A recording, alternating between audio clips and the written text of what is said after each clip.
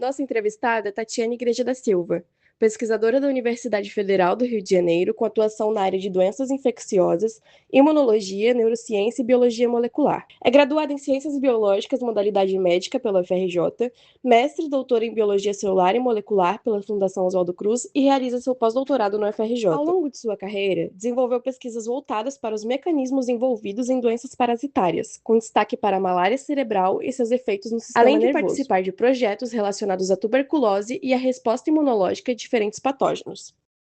O que despertou seu interesse pela pesquisa em malária e especialmente pelos efeitos da doença sobre o sistema nervoso? Sempre gostei de parasitologia, né, e eu tive a oportunidade de trabalhar com malária, logo no segundo período da faculdade. E me interessei, né, principalmente porque o assunto, era de extremo interesse, né, na época, a malária cerebral estava em alta, e continua, né, obviamente, é uma doença que ainda mata, enfim, ainda tem sua relevância, e comecei a despertar o interesse também em neurociência. Né, que acho que é a segunda disciplina que eu tenho mais interesse. Então, juntou, essas 2 disciplinas, né, como disciplinas do meu interesse, e eu, fiquei bastante fascinada com os estudos sobre a malária cerebral, né, e gosto muito dessa parte de cérebro, de entender a parte comportamental, como as infecções elas impactam, né, no sistema nervoso central e acabam trazendo esses prejuízos cognitivos.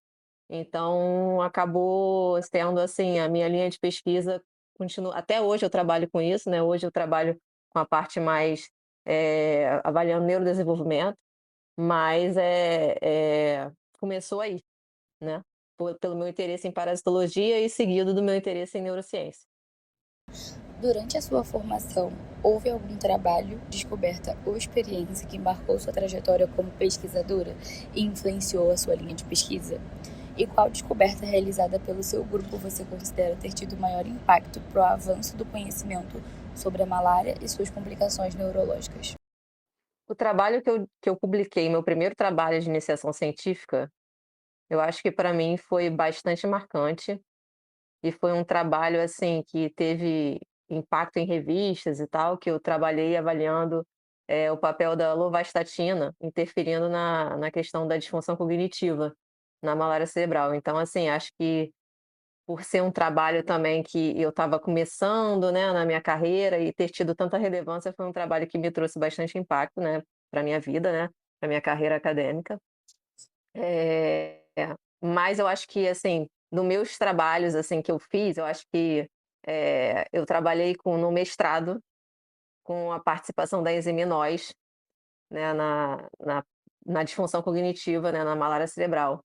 E tive bastante resultado, assim, muito interessante. A enziminose é uma enzima bastante falada pra, né, com participação, assim, de muitas doenças, neurodegenerativas e disfunções neuropatológicas. Então, assim, esse trabalho para mim, eu publiquei o ano passado e ele tem um lugarzinho, assim, no meu coração, que eu vejo que é um trabalho da minha carreira bastante interessante, né. E, como eu falei, a malária ela me conquistou lá no início, né.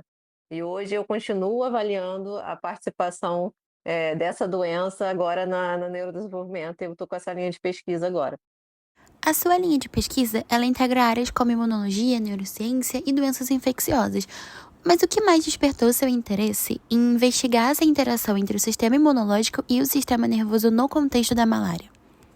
Diversas doenças, eh, infecciosas, né, que têm impacto neurológico, elas perpassam por esse caminho imunológico, né.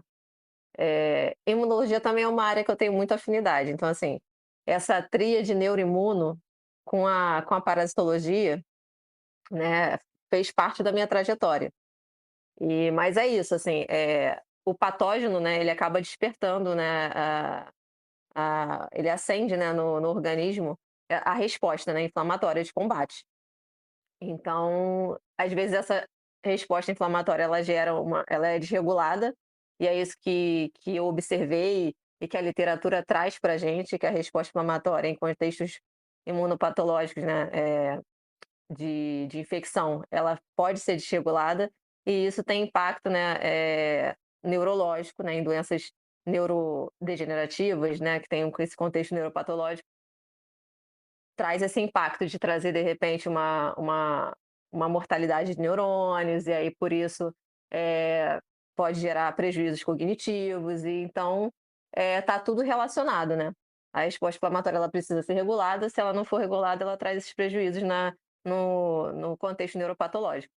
Então é por isso que meus trabalhos vão por essa linha, né, a gente traz a infecção malária, que é o nosso foco de estudo, mas ela gera uma resposta, como eu estou estudando malária cerebral, uma resposta no cérebro, né, e essa exacerbação dessa resposta, ela traz esse prejuízo cognitivo, que é o que eu acabo avaliando, né, no final do meu trabalho. Na sua tese de doutorado, você investigou o papel da exitoxicidade neuronal na malária cerebral. O que motivou essa pergunta científica e por que ela é tão importante para compreender a doença? Então, os meus trabalhos, eu em relação ao mestrado e ao doutorado, né, os 2 trabalhos eles seguem essa linha da resposta imunológica. Um avaliou a participação, né, como eu já falei anteriormente, da enzima em nós, e ela é uma enzima que ela é estimulada quando você tem um insulto patológico, né, e ela está muito presente, em macrófagos, em caso do cérebro na microglia, e ela é superestimulada nesses contextos, e ela acaba levando a uma condição em que é produzido muito óxido nítrico, e isso pode disponibilizar essa molécula para a formação de espécies reativas, né. E aí todo esse estresse vai levar de novo a um prejuízo local, né, que vai levar à morte celular, a dano neurológico e, consequentemente, disfunções cognitivas. No caso do doutorado, eu fui mais além, né, porque eu quis avaliar uma via que ela é bastante associada à morte celular, que é a excitotoxicidade neuronal.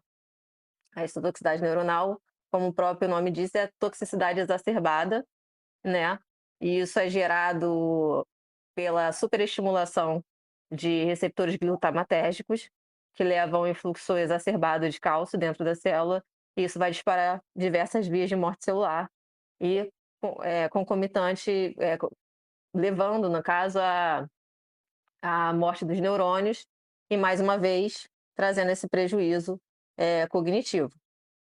Então, a literatura, como eu falei, trabalha sempre nessa linha de o que que a doença ela traz de impacto para o organismo, né, que vai de fato levar ao prejuízo neurológico, à disfunção cognitiva, e isso sempre passa por uma questão imunológica.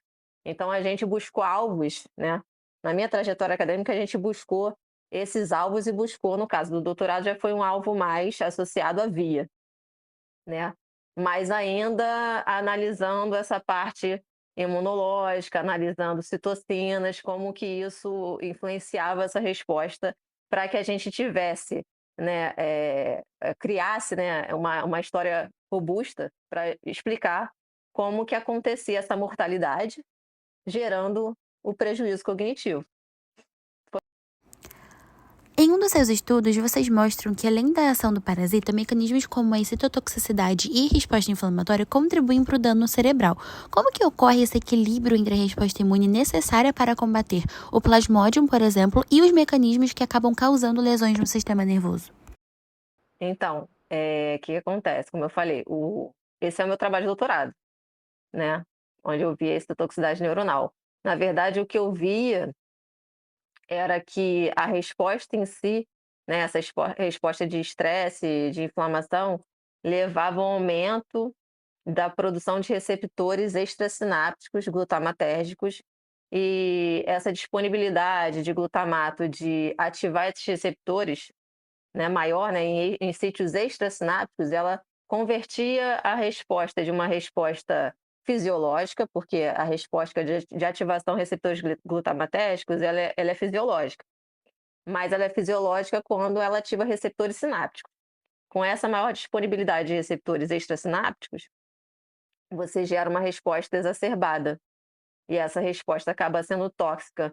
Mais uma vez, o que acontecia era que esse aumento de disponibilidade de cálcio dentro da célula, ele tinha vários efeitos, né? A gente viu ativação de caspases, né? Caspases tanto de via intrínseca como extrínseca né, da via de morte programada. E uma coisa que a gente via também era a ativação de enzima oxonitroxintase neuronal, né, que é conhecida como NNOS, né?